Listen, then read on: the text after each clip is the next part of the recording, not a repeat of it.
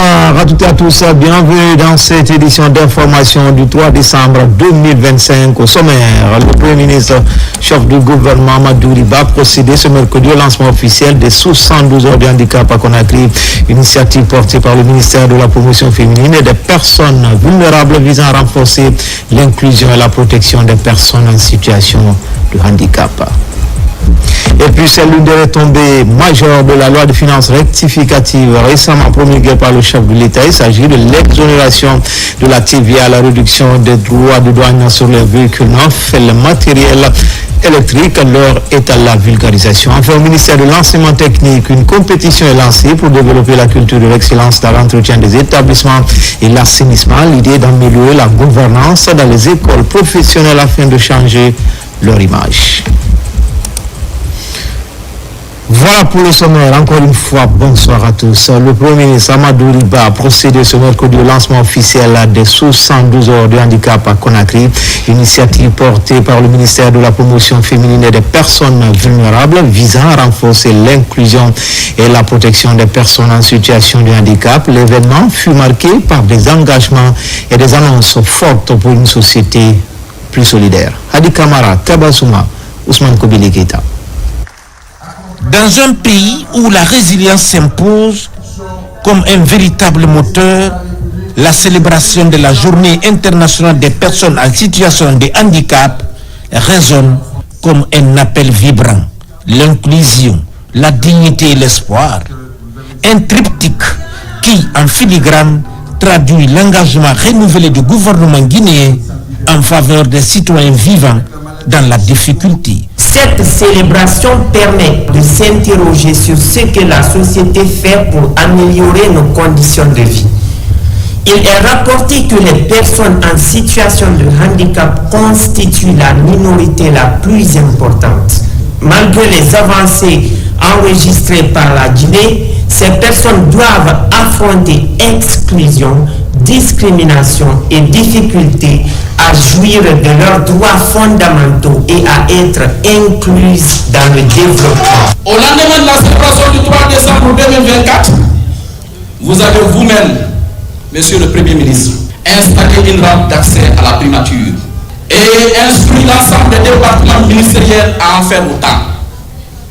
Dans ce cas, des rampes d'accès furent effectivement installées dans certains départements ministériels, tandis que d'autres tardent encore à le faire. Du haut de cette tribune, nous plaidons pour que l'aménagement des rampes d'accès et des parkings réservés se poursuivent partout.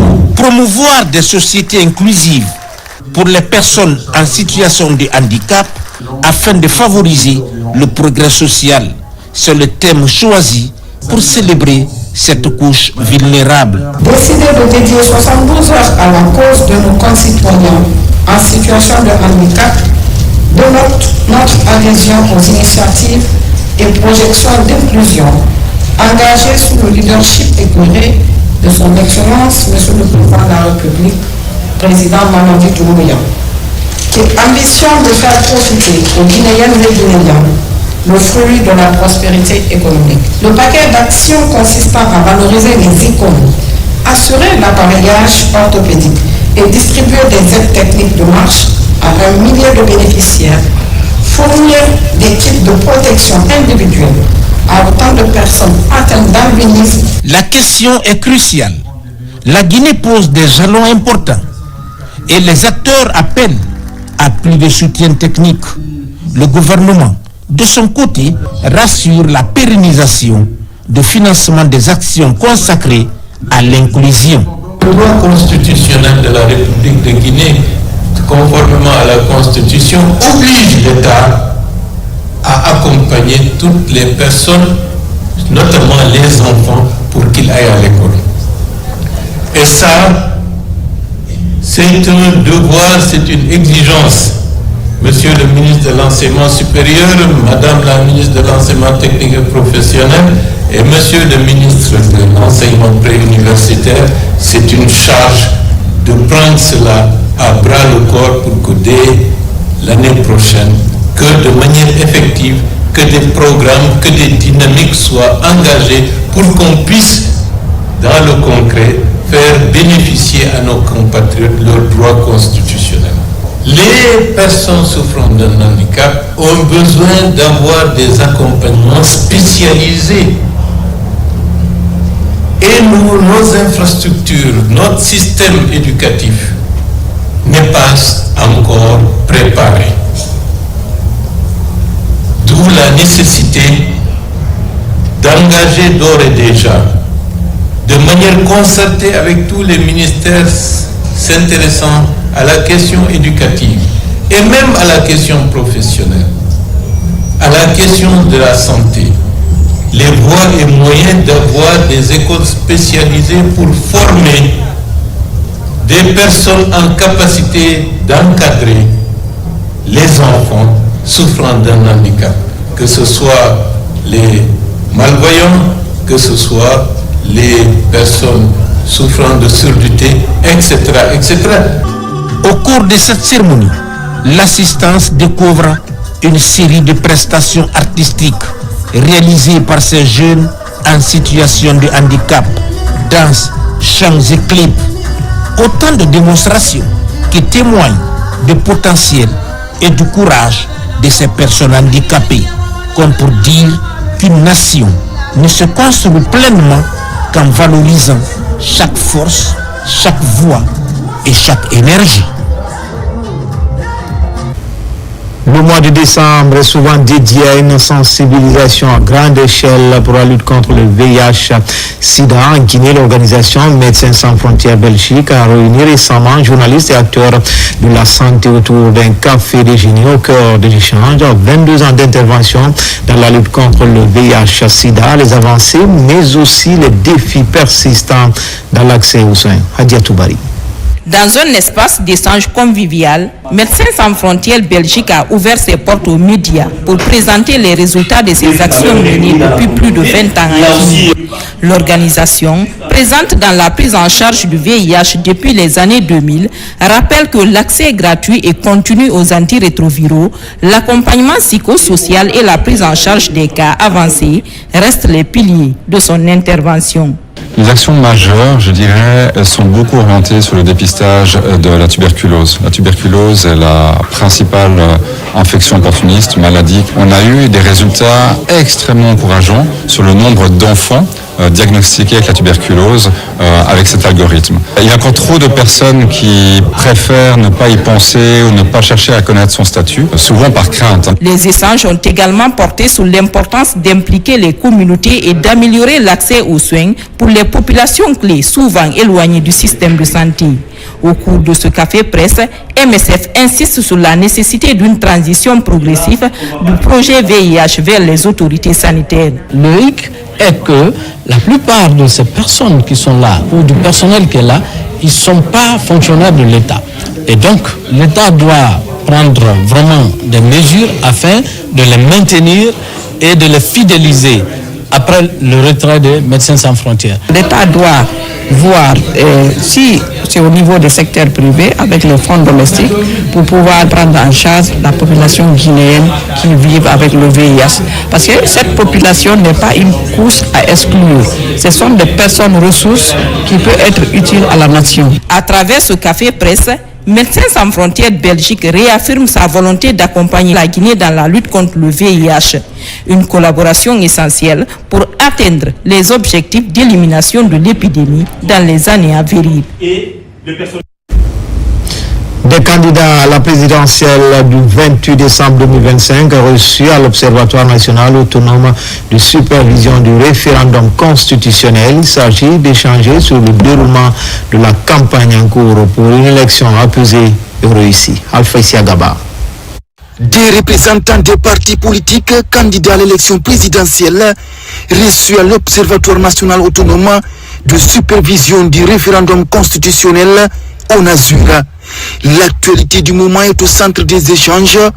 Ces quelques représentants des formations politiques sont appelés à plus de retenue pour une campagne présidentielle réussie et apaisée. Le Front démocratique de Guinée, depuis sa création, a signé d'abord le code de bonne conduite des partis politiques.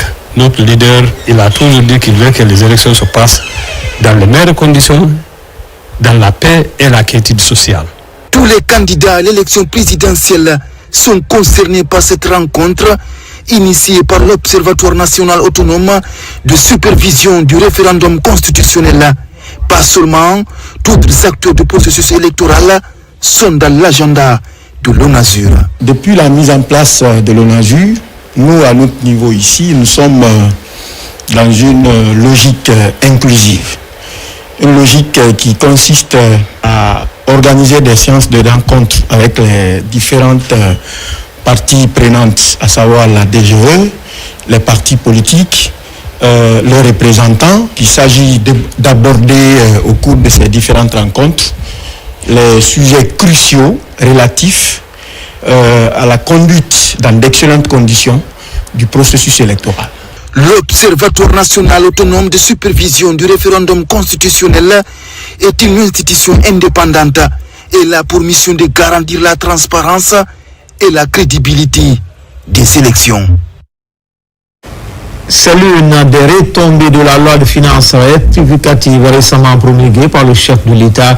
Il s'agit de l'exonération de la TVA et la réduction des droits de douane sur les véhicules neufs et le matériel électrique. L'heure est à la vulgarisation, une manière de soulager les citoyens dans l'acquisition de nouveaux moyens de déplacement pour aussi lutter contre les incendies. Mohamed Seyassouma.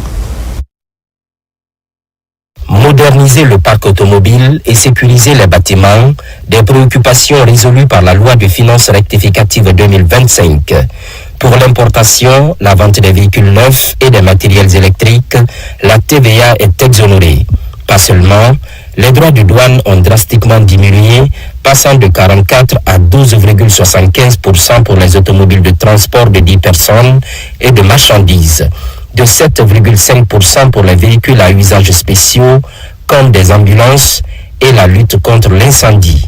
On ne peut pas résumer la cause des incendies à la défectuosité, à la qualité des matériels électriques seulement, mais si ce n'est que ça, et qu'on peut faire quelque chose, nous avons proposé au gouvernement, et le président de la République a accepté qu'il faut aller dans ce sens. Pour les véhicules neufs, on est aujourd'hui descendu à 12,75%. Cela veut dire qu'aujourd'hui, au lieu de demander des exonérations à tout va, tout citoyen peut s'offrir un véhicule neuf aujourd'hui quand vous en avez les moyens. Ce n'est pas les taxes qui vont vous rebuter. Quant à l'incidence de cette mesure sur la mobilisation des recettes, le département du budget à travers les douanes se montre rassurant. Le volume va augmenter. Et ce qu'on aura peut-être perdu en droits et taxes, on le récupère sur le volume. Et il a dit, d'une année sur l'autre, 2026-2028, on aura un volume important. Et si ces volumes sont bien fiscalisés du point de vue douanier, il n'y aura pas d'impact sur la mobilisation des ressources. Ce n'est pas ouvert à tous les véhicules. Ces véhicules sont codifiés et classifiés. Et cette mesure fera l'objet d'un arrêté conjoint d'application qui va davantage, n'est-ce pas, bien expliquer les mesures. Alors par rapport au matériel électrique, c'est la même chose que le véhicule. En douane, tout est codifié et classifié. Ces deux mesures sont favorablement accueillies par les importateurs. Ils misent à l'avenir sur un nombre important de véhicules neufs dans la circulation. Notre président a réellement le souci de la satisfaction de ces populations. C'est-à-dire le consommateur aura ici l'accès plus facile aux véhicules récents. L'importateur aussi va facilement importer plus de véhicules.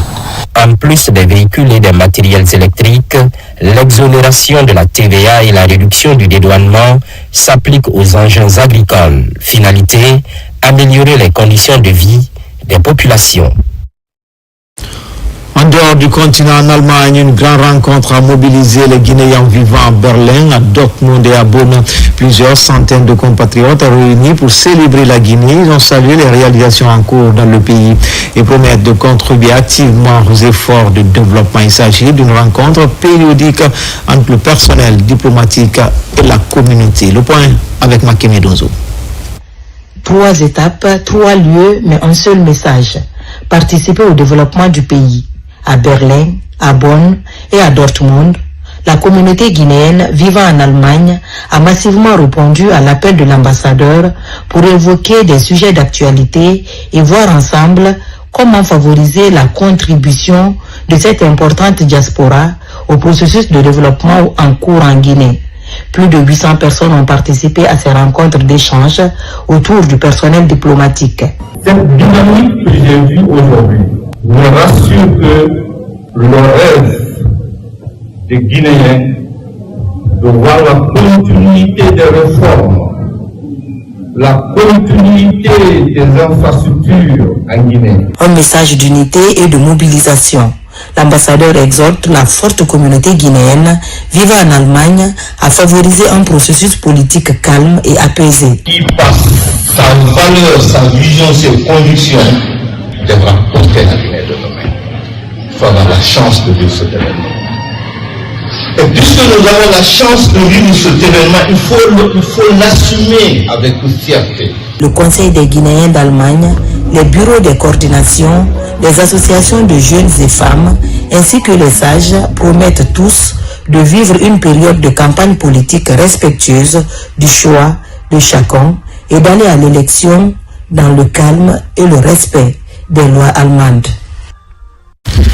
Les travaux de bitumage de la voirie urbaine de Conakry se poursuivent à Sonfonia T7 et Yataya, tout comme sur d'autres axes de la banlieue. Les routes reçoivent le bitume malgré quelques désagréments causés au niveau de la circulation. Usagers et population riveraine saluent cette action du gouvernement sous le leadership du président Mamadi Doumbouya. Abakar Junior Kamara pour en savoir davantage.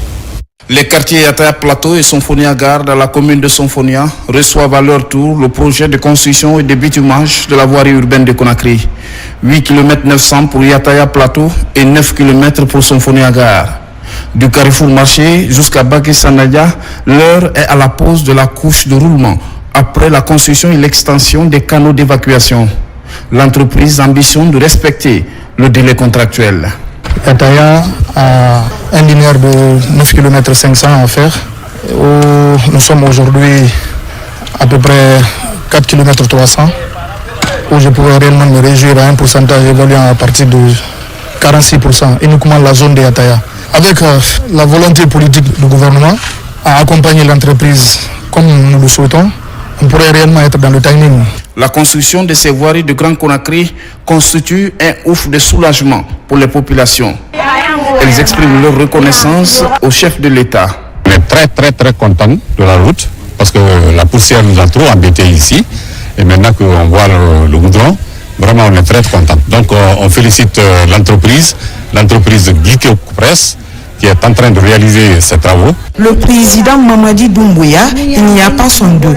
Avant, on était dans la boue ici. Mais aujourd'hui, Dieu merci, notre route est faite. Nous remercions infiniment le gouvernement. Inscrit dans le portefeuille des projets de priorité présidentielle, la construction de ces 214 km permettra de désenclaver tous les quartiers de la capitale. Après une visite du chantier de l'hôpital régional de Kindia Construction, le ministre de la Santé est sur un autre site, mais cette fois-ci, c'est à Labé. Dans ce périple, Dr Oumad Djoueba est accompagné par l'ambassadeur de la France en Guinée. L'état d'avancement des travaux est salué par ces différentes personnalités. Tcherno Maroufba, Mohamed Pati Kamara. Lancé en août 2025, les travaux de construction de l'hôpital régional de l'Abbé avancent à grands pas. Les ouvriers s'activent dans la réalisation de cette infrastructure sanitaire. Déjà, quelques bâtiments ont commencé à prendre de la hauteur. Cet hôpital est appelé à devenir un CHU. C'est pour la formation du personnel, c'est pour etc. Voilà. Donc ça sera l'amphithéâtre et la partie administration, gestion de l'hôpital. Ok. Donc ça, imagerie, tous les blocs opératoires, etc., etc. On a vu comment ce bijou est en train de pousser dans la région administrative de l'Abbé. Moi, je dirais un sentiment de satisfaction. Mais de remerciements aussi à l'égard des ouvriers qui passent leur temps ici, matin, midi, soir. Ce nouvel hôpital régional, une fois achevé, sera doté de toutes les commodités avec une grande capacité d'accueil.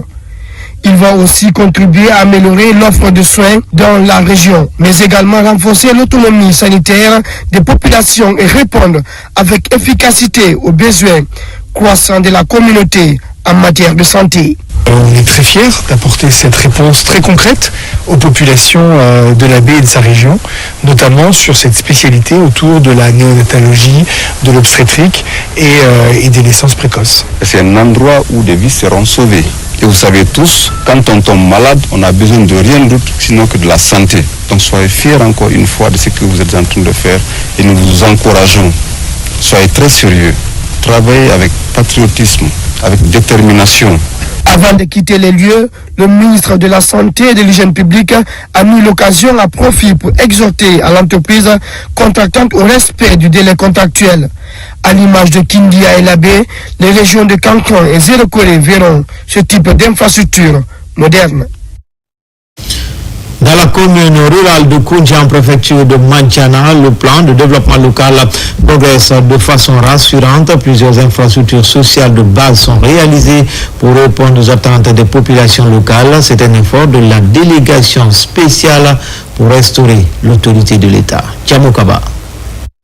En lançant ces travaux d'utilité publique, la délégation spéciale de Koundja améliore le cadre de vie avec de l'eau potable à portée de main pour réduire l'incidence des maladies infectieuses. Les satisfactions exposent l'engagement des autorités locales, toujours en première ligne pour le bien-être de la communauté. Koundja, on a un manque d'eau. Il faudrait réhabiliter cette adduction d'eau pour pouvoir assister à nos mamans et à la population d'avoir l'hygiène publique. Pour permettre à la mobilisation de la communauté, il faut des routes, afin d'éviter les accidents et les coïncidences dans le district. Ces actions sont faites par le fonds propre de la commune.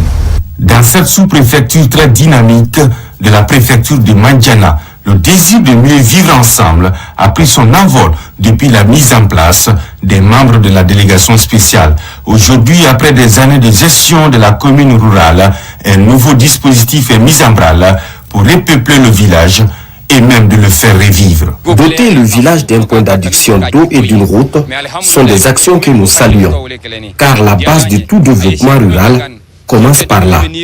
Nous remercions la délégation spéciale pour les efforts fournis en faveur du bien-être de notre communauté. Ce projet de développement communautaire inspirant propose une alternative réaliste pour construire un meilleur avenir collectif pour les résidents et ressortissants, une politique d'émergence villageoise pour répondre aux besoins de proximité. Comme annoncé dans les titres au ministère de l'Enseignement technique, une compétition est lancée pour développer la culture de l'excellence dans l'entretien des établissements et l'assainissement. C'était en effet un des points à améliorer dans la gouvernance des écoles professionnelles afin de changer leur image et les rendre plus attractives. Tcherno Ousmane Diallo. Dans le système de développement de l'enseignement technique, les questions d'hygiène dans les écoles et l'entretien des équipements sont désormais considérés comme des aspects fondamentaux dans l'évaluation des différents responsables. En initiant une compétition au niveau national autour de ces deux éléments, la ministre en charge de la formation professionnelle veut marquer une rupture avec les écoles insalubres et encourager les responsables à mobiliser les ressources locales pour maintenir un cadre d'études agréable dans toutes les écoles professionnelles. Vous constatez effectivement qu'aujourd'hui, toutes les écoles qui sont au niveau de l'enseignement technique au niveau national ont redoré leur blason en termes de propriété, en termes d'entretien des latrines, en termes d'entretien également des infrastructures et surtout la qualité de la maintenance de nos équipements dans les écoles. Et si cette initiative devient pérenne au niveau de l'enseignement technique, ça va créer l'opportunité pour nous de faire l'émulation entre les différents établissements. Avant le lancement de cette compétition, voici à quoi ressemblaient certaines parties de l'ENAM. Après lancement de la compétition, les changements sont nets. Même constat au CFP Kamaralaï, où la propreté et l'entretien continu sont désormais de rigueur. Pour nous déjà, c'est la joie pour nous à chaque fois que les gens viennent et trouvent l'école propre et bien entretenue. Et c'est toujours joli à avoir. Pour nous, ça a été un plus. Parce que non seulement des journées d'assainissement, mais nous avons eu aussi à jumeler avec le cours pédagogique. Donc chacun chez nous a essayé de faire une activité pratique dans son domaine. Quand vous prenez la soudrerie, ils ont eu à confectionner des poubelles. Les maçons ont refait les coins et les plombiers ont essayé de voir les toilettes, revoir. Après les premières opérations, cette compétition nationale permet surtout aux élèves et encadreurs de mieux intégrer la nécessité d'une implication collective pour la salubrité et l'entretien des équipements de leurs écoles professionnelles.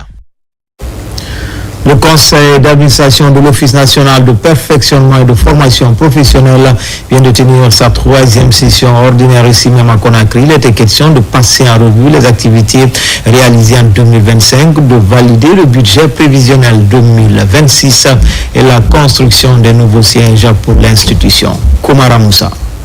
Cette 3e session réunit les acteurs clés de l'écosystème.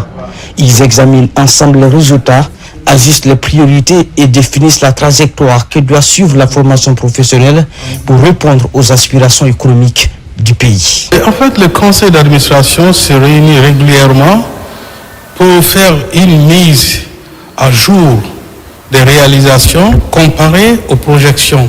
Le bilan des actions menées, taux d'insertion, les performances des antennes, l'impact socio-économique des programmes. Chaque indicateur est passé au scanner.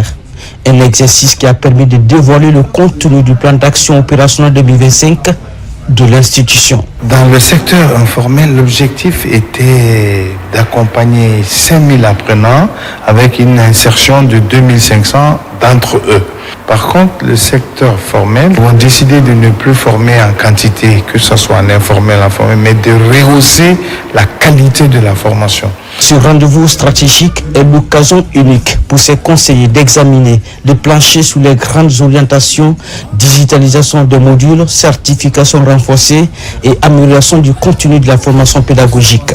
Autant de chantiers pour positionner l'ONFPP comme un acteur moderne centré sur la qualité. A parcouru le plan d'action de l'ONFPP qui est pratiquement à 85%. Sur les 30 objectifs qui les avaient été assignés, 21 ont déjà été atteints. Et ça, c'est une grande satisfaction, c'est une grande avancée. Cette 3e session s'achève sur un engagement fort. Consolider les acquis, accélérer les réformes, doter l'institution d'un siège et renforcer la qualité de la formation pour être une force motrice du développement du capital humain de la Guinée. Des journées portes ouvertes sur la qualité en Guinée. Des visites guidées sont organisées pour les opérateurs économiques, partenaires sociaux et grand public. L'idée de mettre en lumière les réformes engagées pour la protection des consommateurs dans la certification des produits agroalimentaires. Marwan Kamara, Abdul Khalif Akita. La qualité, levier de compétitivité et de protection du consommateur. Ici, le thème reflète toute sa signification.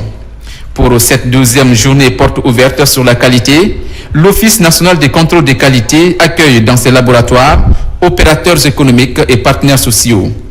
La qualité des équipements rassure les acteurs. Nous avons pu voir 2 laboratoires, un premier laboratoire physico-chimique et un deuxième laboratoire de microbiologie. On ne pouvait pas imaginer qu'il y avait autant de machines qui étaient importantes, qui étaient nécessaires dans la vérification de la qualité de tous les produits faits en Guinée ou importés. Et ça ne fait que rassurer encore une fois pour se dire que oui, nous allons de l'avant, même que la refondation agroalimentaire. Ici, les produits passent sous les scanners et main experte des équipes de contrôle.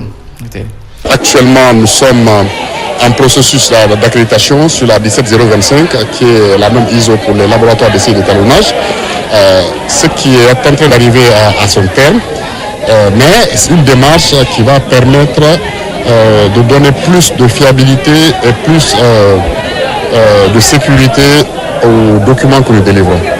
Cette première édition a permis aux différents acteurs de la chaîne de contrôle et de production agroalimentaire de Guinée de faire l'état des lieux des réformes engagées.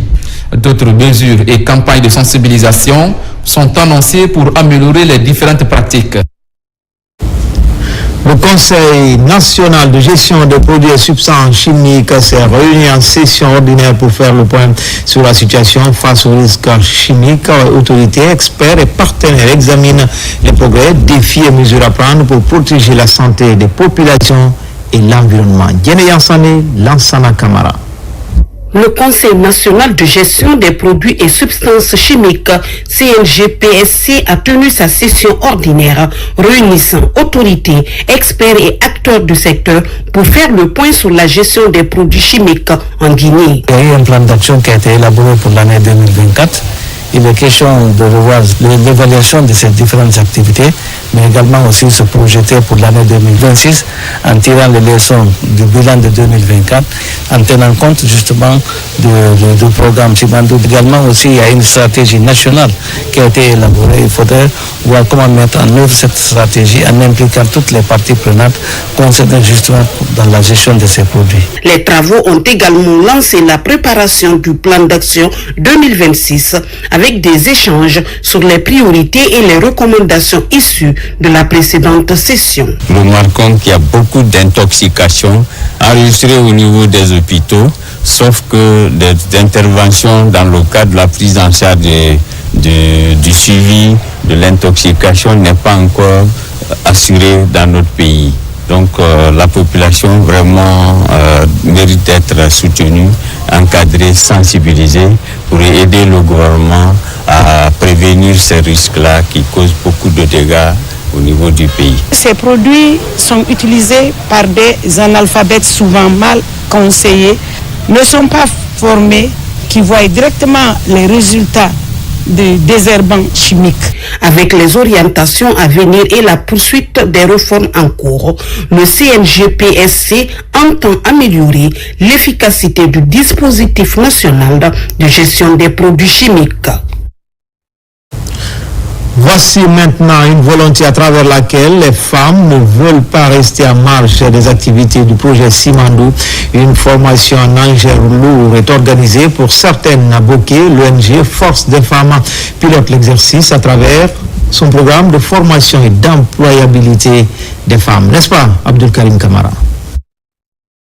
La jante féminine, plus que jamais déterminée à jouer sa partition dans Simandou 2040.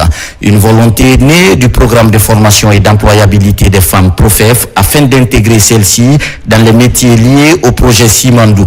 À Boké, l'ONG Force des femmes lance la formation de 20 femmes en conduite d'engins lourds dans les mines. Ce projet ne se limite pas à former, il vise à intégrer, autonomiser et créer de la richesse pour la communauté. Des formations qualifiantes, comme celle-ci, nous brisons les plafonds de verre et ouvrons la voie à un avenir où les femmes occupent pleinement leur place dans les secteurs stratégiques.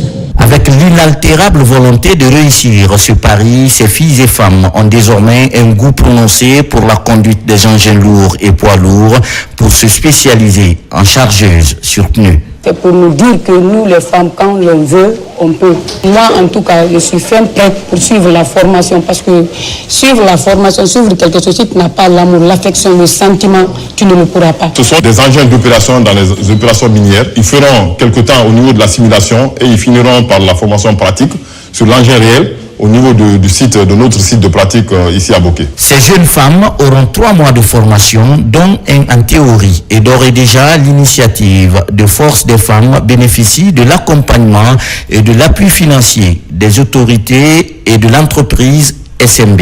Chers bénéficiaires, je vous invite à vous investir, cultiver la solidarité et l'esprit d'équipe et surtout croire à vos capacités. Ce programme de formation et d'employabilité va s'étendre sur 5 ans afin de former 2500 femmes avec un seul objectif, parler de la place et de l'inclusion féminine dans les métiers liés au projet Simandou.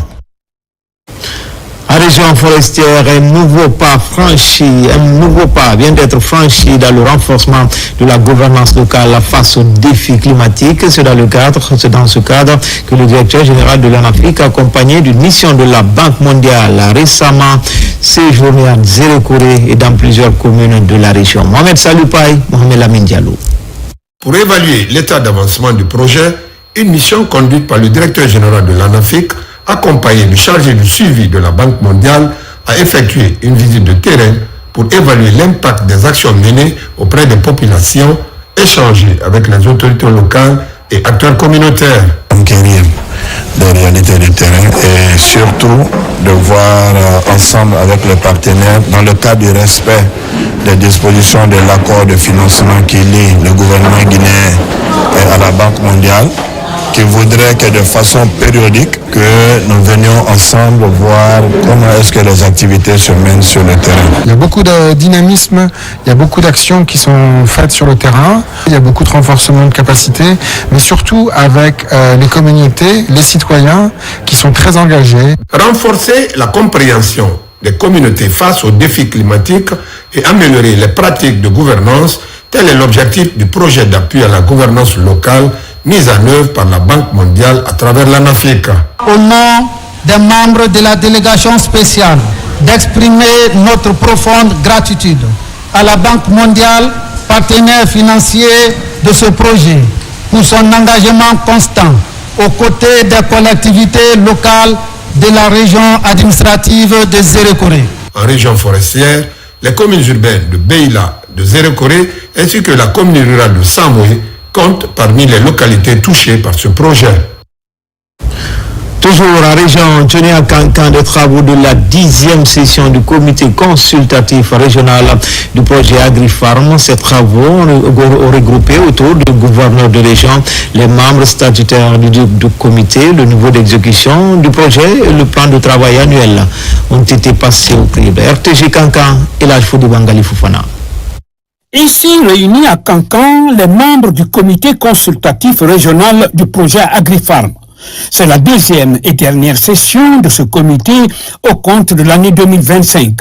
Conformément à sa mission, ce comité se réunit 2 fois par an dans le but de favoriser la coordination entre acteurs régionaux du développement agricole et de la commercialisation, incluant le secteur privé et les projets existants dans le domaine des pistes rurales, de l'entrepreneuriat des jeunes et du développement des filières maraîchères. C'est le suivi des activités planifiées dans le PTBA. Ensuite, aider aussi le projet à se projeter dans la planification du PTBA 26. Vous savez que nos activités sont annuelles. On fait le plan de travail annuel budgétisé. Cet instrument du projet veille non seulement sur le suivi des activités dans la localité, mais aussi sert à orienter le projet dans sa mise en œuvre. Ce projet AgriFarm envisage d'aménager des milliers d'hectares qui doivent être mis en valeur par les producteurs. Le projet a beaucoup d'objectifs dans la région. Nous pouvons citer les initiatives projets financés à coût partagé avec les institutions de microfinance. Aujourd'hui, tous les sites de marchés agricoles sont étudiés et les marchés sont attribués aux entreprises. Donc, il y a un marché déjà qui est à la phase finale. On attend la réception provisoire pour mettre à disposition des bénéficiaires. Les autres marchés, à partir du 1er décembre, nous allons lancer presque 9 sites de marché à construire. Les résultats devront contribuer significativement à l'orientation et au succès de ce projet AgriFarm dans les préfectures couvertes par l'antenne régionale de Cancan. La question de la sécurité routière devient plus que jamais une urgence nationale. Pour faire face à cette préoccupation, l'ONG Club des Amis du Monde a initié un atelier de dissémination de la boîte à images sur la sécurité routière, un outil pédagogique financé par Rio Tinto et conçu pour renforcer la sensibilisation. Kadiatou Suleiman Kita. Alors que des accidents mortels se multiplient sur les routes nationales, l'ONG Club des Amis du Monde et ses partenaires Rio Tinto, Simfer, WCS, CTG et des services publics mettent à la disposition de tous une boîte à images sur la sécurité routière. Un support visuel et interactif permettant de renforcer la promotion d'une conduite plus responsable tout le long du corridor Simandou et également sur les routes nationales. De 3 mois maintenant que nous sommes sur la conception, la validation. Aujourd'hui, nous avons organisé cette journée pour pouvoir disséminer cette boîte à images pour l'intérêt de nos communautés, mais surtout celle du corridor de Simandou et certaines routes nationales utilisées par les entreprises minières dont Rio Tinto Simfer. On a créé cet outil qu'on va utiliser pour toutes les sensibilisations et c'est un outil qui va au-delà de l'impact du projet Simandou qui va pouvoir être utilisé par d'autres acteurs dans l'ensemble du pays. La dissémination de cette boîte à images a regroupé autorités, acteurs concernés par la sécurité routière.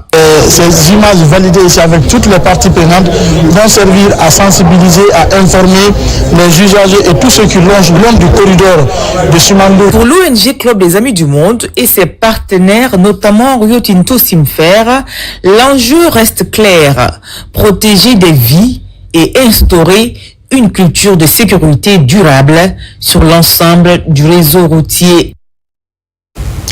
Suite à un incendie dans le district de Bessé, localité de Fangamadou, préfecture de Guéguédou, le gouvernement, à travers l'Agence nationale de gestion des urgences et catastrophes, apporte des vivres et non-vivres sinistrés, durement éprouvés par cette catastrophe. La population a salué la promptitude et la célérité qui ont caractérisé l'acheminement de l'aide aux sinistrés. Amadou Touré, Sédou Bassila.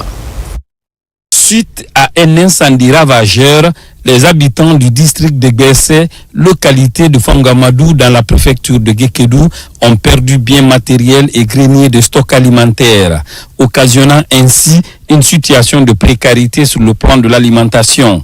Face à cette situation, le gouvernement, dans sa logique d'assistance humanitaire dans de telles situations, a apporté à travers l'Agence nationale de gestion des urgences et catastrophes humanitaires ANGUSH une importante quantité de vivres et de non-vivres pour aider ces citoyens à surmonter cette épreuve. Nous, avec notre équipe technique, nous allons donc procéder à une évaluation plus approfondie de la situation. Nous allons remonter les données à Conakry, nous allons les traiter et ensuite répondre de façon plus efficace. Donc, le deuxième objectif de notre mission consiste également, donc, comme vous le voyez, à apporter une aide humanitaire aux populations qui ont été victimes donc, de cette crise ici à Bessé. Donc, à cet effet, le gouvernement, à travers ANGUSH, a donc mis à disposition des kits qui sont composés de vivres et de non-vivres. Pour cette promptitude dans la réponse humanitaire de l'État, grâce au président de la République, à travers le ministère de l'administration du territoire et de la décentralisation, les populations de Guékédou, par la voix du secrétaire général de la préfecture, expriment leur satisfaction. Au nom de monsieur le préfet, je tiens à exprimer ma gratitude à monsieur le chef de l'État, M. Mamadi Doumbouya, son gouvernement. Ce geste, jugé très généreux, est au-delà d'une simple assistance. C'est un symbole de solidarité. Le gouvernement ne compte pas s'arrêter à ce premier geste. D'autres initiatives découleront des conclusions issues de l'évaluation de l'étendue des dégâts de cette catastrophe, selon le directeur général adjoint de l'Agence nationale de gestion des urgences et catastrophes humanitaires. Enfin, préparatif de la 6e édition du conte, les initiateurs de cet événement culturel s'activent pour offrir un spectacle de qualité. Face à la presse, les innovations sont annoncées comme les nouvelles histoires et danses pour renouer avec le passé. Abakar Diaby. La valorisation de la culture guinéenne demeure un défi majeur pour l'État et ses partenaires. Plusieurs pans du patrimoine national s'éteignent peu à peu, faute d'attention et risquent de disparaître si rien n'est entrepris. Pour inverser la tendance, la grande nuit du conte continue de se frayer un chemin à Conakry. Devant la presse, les initiateurs dévoilent les couleurs de la 6e édition. Un rendez-vous qui attire déjà des conteurs venus de toute l'Afrique de l'Ouest. On veut toujours pousser la barre plus haut. Donc c'est un spectacle inédit qui est répété pendant plusieurs semaines. C'est de nouveaux artistes, c'est de nouvelles histoires, c'est de nouvelles musiques qu'on va chercher. C'est des danseurs, c'est un nouveau décor. Cette année, le décor va changer un peu parce qu'il faut l'améliorer. C'est tout ça qui crée une particularité aussi à cette année. Porté par la Maison de l'oralité et du patrimoine Koumakan et ses partenaires, le projet vise à remettre en lumière la tradition guinéenne. Après une année de pause, la grande nuit du conte revient avec de nouvelles ambitions pour hisser haut le tricolore national. Depuis que je participe à la Grande Nuit du Conte, chaque année, il y a toujours quelque chose de nouveau que j'apporte à cette Grande Nuit du Conte parce que, vous savez, on puise nos histoires dans ce patrimoine-là, ce patrimoine qui est inépuisable et surtout dans le patrimoine de la forge. Ça sera époustouflant, ça sera magique, ça sera magnifique, ça sera super, ça sera génial. Tout ce qui est adjectif qui peut qualifier une bonne chose, ça sera bien. Les organisateurs promettent une édition riche, nouvelle histoire, musique populaire revisitée, plats africains et guinéens, sans oublier le textile local. Un voyage culturel qui devrait permettre au public de renouer avec ses racines et de renforcer la contribution de la culture au développement socio-économique du pays. Dans un instant, vous suivrez une série de décrets juste après ce journal. Et c'est ainsi que se termine ce journal. Grand était le plaisir pour moi de vous servir. L'actualité se poursuit sur le www.rtgguinée.info. À demain pour d'autres actualités sur la Guinée, notre paradis, terre de richesse et d'innovation, Inch'Allah.